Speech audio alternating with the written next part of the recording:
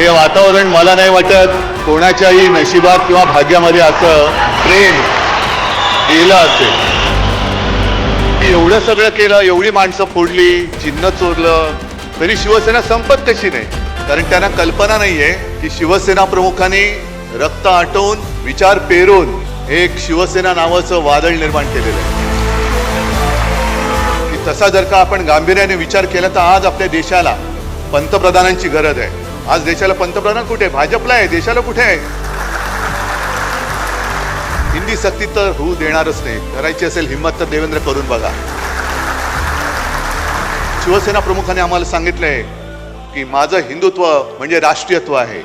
आम्ही हिंदू धर्म मानतोच आहोतच, पण त्याच बरोबरीने राष्ट्र धर्म सुद्धा पाळणारे आम्ही कट्टर देशाभिमानी हिंदू आहोत.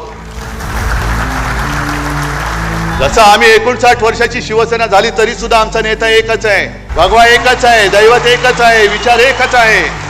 आणि शिवसेना प्रमुखाने शिवसेनेची स्थापना केली ती महाराष्ट्राच्या मराठी माणसावरती होणाऱ्या अन्यायाचा मुकाबला करण्यासाठी केली आणि हिंदुत्वाच्या रक्षणासाठी केली. शेटजींची पालखी वाढण्यासाठी नाही केली. पण जर तुम्हाला कोणाला वाटत असेल की तुम्ही शिवसेना प्रमुखांचा ब्रँड पुसून टाकाल तर तुमचं नामो निशाण आम्ही महाराष्ट्राच्या धर्तीवरून पुसून टाकल्याशिवाय राहणार नाही. तसं आम्ही या गद्दारांच्या समोर उभा आहे आणि सांगतोय त्यांना आम्ही कम ऑन किल मी.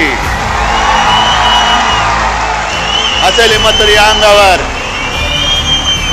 तसं अंगावर माझ्या येणार असेल तर ॲम्ब्युलन्स घेऊन यायची, कारण येताना सरळ याल, जाताना आडवे होऊन जाल. सगळ्यांना धन्यवाद. जय हिंद, जय महाराष्ट्र.